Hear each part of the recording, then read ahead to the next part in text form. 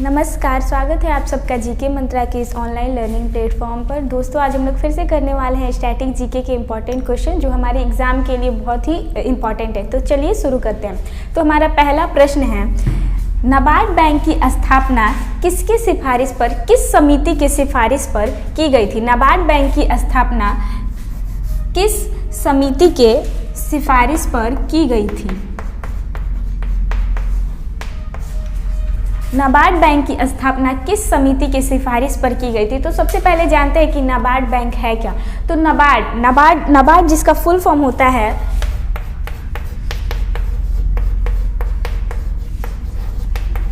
National bank for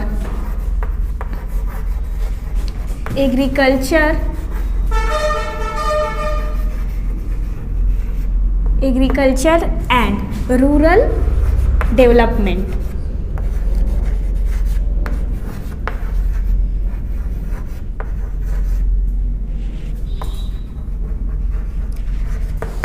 NABARD का full form होता है national bank for agriculture and rural development, राष्ट्रीय कृषि एवं ग्रामीण विकास के लिए बैंक। तो यह जो नाबार्ड बैंक है वो किसानों को उनकी कृषि के लिए ऋण देता है, यानी कि ऋण देता है, और ग्रामीण इलाकों में बढ़ोतरी के लिए भी यह पैसे देता है। तो अगर इसका देखें तो राष्ट्रीय कृषि एवं ग्रामीण विकास बैंक। जैसे एग्जाम में इसमें पूछा जाता है कि नाबार्ड का मुख्य कार्य क्या है, तो इसका मुख्य कार्य है किसानों को ऋण देना और ग्रामीण इलाकों के विकास के लिए। तो राष्ट्रीय कृषि एवं ग्रामीण विकास बैंक, इसको किस समिति के सिफारिश पर खोला गया था? हमारा सबसे पहला क्वेश्चन यह है कि नाबार्ड बैंक की जो स्थापना है वह किस समिति के सिफारिश पर की गई थी? तो यह जो थी वह शिवरमन समिति की सिफारिश पर की गई थी। शिवरमन समिति, ये भी एग्जाम में क्वेश्चन पूछता है कि नाबार्ड बैंक की स्थापना किस समिति के सिफारिश पर की गई थी। तो किस समिति के सिफारिश पर? शिवरमन समिति। नाबार्ड का फुल फॉर्म क्या होता है? National bank for agriculture and rural development. उसके बाद नाबार्ड की अगर देखें तो नाबार्ड की स्थापना कब हुई थी? तो नाबार्ड की जो स्थापना है वह 12 जुलाई 1982 को हुआ था। अगर मुख्यालय पूछे इसका हेडक्वार्टर कहाँ है तो है मुंबई। यहाँ पर दोस्तों हम लोगों ने क्या क्या देखा? नाबार्ड बैंक की स्थापना कब हुई? 12 जुलाई 1982। नाबार्ड का फुल फॉर्म क्या है? National bank for agriculture and rural development, जिसमें कि यह जो बैंक है वह किसानों को ऋण देता है, उनकी विकास के लिए, ग्रामीण क्षेत्रों के विकास के लिए ऋण देता है। उसके बाद किस समिति की सिफारिश पर नाबार्ड बैंक की स्थापना की गई? तो शिवरमन समिति। एक बार इसको ध्यान से देख लीजिए।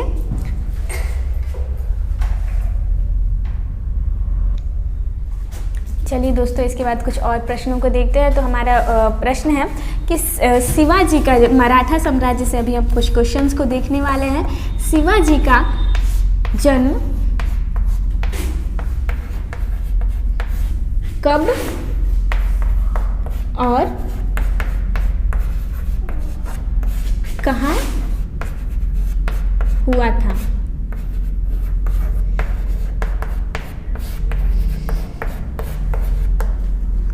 हमारा प्रश्न है कि शिवाजी का जो जन्म है कब और कहाँ हुआ था। शिवाजी है छत्रपति महाराज शिवाजी, यह मराठा साम्राज्य के संस्थापक भी थे। तो इनका जो जन्म है वह 16 अप्रैल 1627 ईस्वी को शिवनेर दुर्ग में,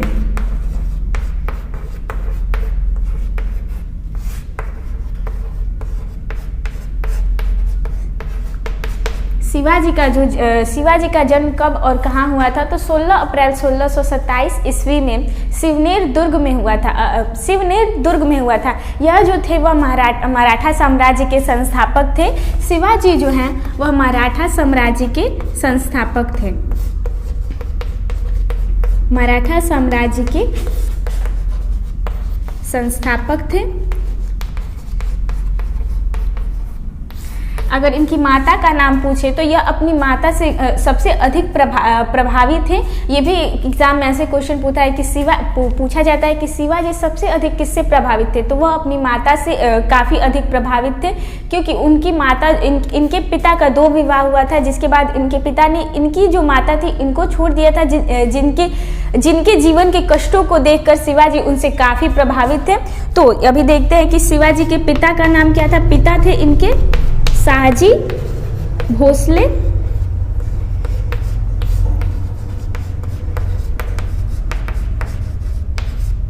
और माता का नाम था जीजाबाई।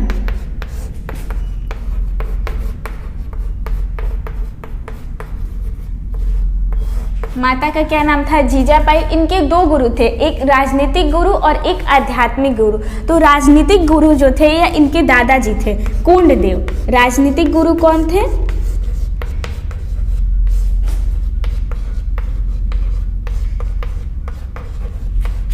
राजनीतिक गुरु कोंडदेव।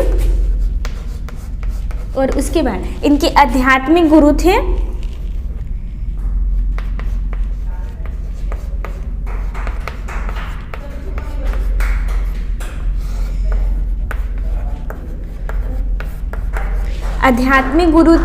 रामदास, गुरु रामदास, जो कि सिखों के चौथे गुरु थे। ठीक है, तो क्या क्या यहाँ पर हमने देखा, शिवाजी का जन्म कब हुआ था? तो 16 अप्रैल 1627 ईस्वी में शिवनेर दुर्ग में। यह जो थे वह मराठा साम्राज्य के संस्थापक थे। इनके पिताजी का नाम क्या था? शाहजी भोसले एवं माता का नाम था जीजाबाई। उसके बाद इनके राजनीतिक गुरु कौन थे? कोंडदेव, जो कि इनके दादाजी थे, ये हमेशा उन्हीं के साथ रहते थे। उसके बाद इनके आध्यात्मिक गुरु जो इनको धर्म से जोड़ते थे, अच्छी बातें सिखाते थे, वह थे गुरु रामदास। अगर पूछे कि मराठा साम्राज्य की राजधानी कहाँ थी, तो इसकी राजधानी थी रायगढ़।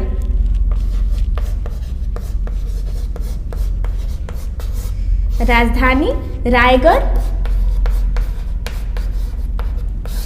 ठीक है, और औरंगजेब जो था शिवाजी को पहाड़ी चूहिया कहा करता था। ठीक है, तो यहाँ पर क्या क्या देखा? 16 अप्रैल 1627 को शिवनेर दुर्ग में शिवाजी का जन्म हुआ। यह मराठा साम्राज्य के संस्थापक थे। पिता का नाम शाहजी भोसले, माता का नाम जीजाबाई। उसके बाद इनके राजनीतिक गुरु कौन थे? तो कोंडदेव। और आध्यात्मिक गुरु रामदास। इनकी राजधानी कहाँ थी? तो इनकी राजधानी थी रायगढ़।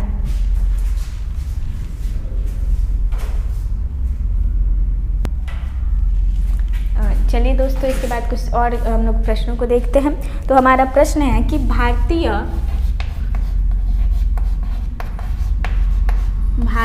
मानक समय रेखा यानी कि इंडियन डेट लाइन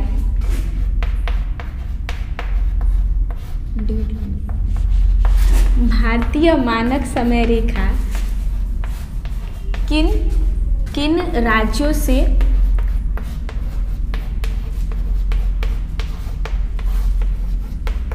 किन राज्यों से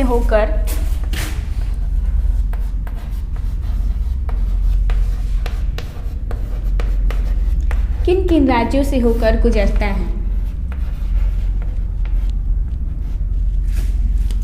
भारतीय मानक समय रेखा किन राज्यों से होकर गुजरता है? तो सबसे पहले हम लोग देखते हैं कि भारतीय मानक समय रेखा कहते किसे हैं। तो 82.5 डिग्री पूर्वी देशांतर को हम लोग भारतीय मानक समय रेखा कहते हैं। ठीक है, 360 देशांतर हैं, 180 पूर्व और 180 पश्चिम में। तो 82.5 डिग्री जो पूर्वी देशांतर है वह हमारा अंतर्राष्ट्रीय समय रेखा है। पूर्व की ओर जाने पर 12 घंटे आगे होते हैं और पश्चिम की ओर जाने पर जो है वह 12 घंटे पीछे होते हैं समय। ठीक है, तो हमारा अगर पूछे कि भारतीय मानक समय रेखा कितना है, तो भारतीय जो मानक समय रेखा है वह 82.5 डिग्री पूर्वी देशांतर को 82.5 डिग्री पूर्वी देशांतर को भारतीय मानक समय रेखा कहते हैं। ठीक है, भारतीय मानक समय। ठीक है, कितना 82.5 डिग्री पूर्वी देशांतर। उसके बाद यहाँ पर हमारा क्वेश्चन है कि भारतीय मानक समय रेखा किन किन राज्यों से होकर गुजरती है। तो भारतीय मानक समय रेखा जो है वह 5 राज्यों से होकर गुजरती है। अगर पूरी तरह पूछे, मतलब पूरी तरह जो है, तो यह इलाहाबाद की नैनी से होकर गुजरती है। ठीक है, नैनी, इलाहाबाद।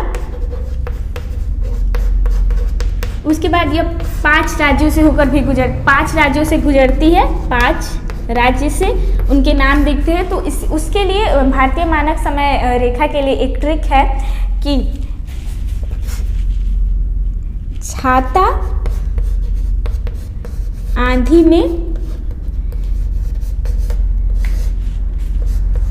में ऊपर उड़ा। छाता आंधी में ऊपर उड़ा। तो कौन कौन सा राज्य होगा? छाता से क्या याद रखेंगे? छाता से छत्तीसगढ़।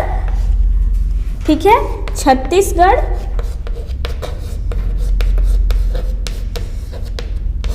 उसके बाद आंधी, आंधी से हम लोग क्या याद रखेंगे? आंध्र प्रदेश। अगर ऐसे करते हैं तो हम लोग को जो चीज़ें वह आसानी से याद हो जाती, चीज़ें जो है वह आसानी से याद हो जाती है। तो छत्तीसगढ़, आंध्र प्रदेश।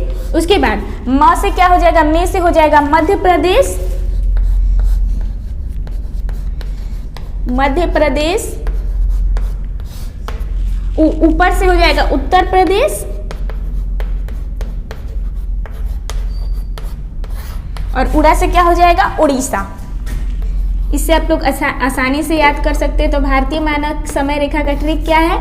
छाता आंधी में ऊपर उड़ा। वैसे भी आंधी में सब चीज़ ऊपर ही उड़ता है। तो छत्तीसगढ़, आंध्र प्रदेश, मध्य प्रदेश, उत्तर प्रदेश और उड़ीसा। भारतीय मानक समय रेखा क्या है? 82.5 डिग्री पूर्वी देशांतर। यह नैनी, इलाहाबाद से होकर गुजरता है और 5 राज्यों में है, छत्तीसगढ़, आंध्र प्रदेश, मध्य प्रदेश, उत्तर प्रदेश और उड़ीसा।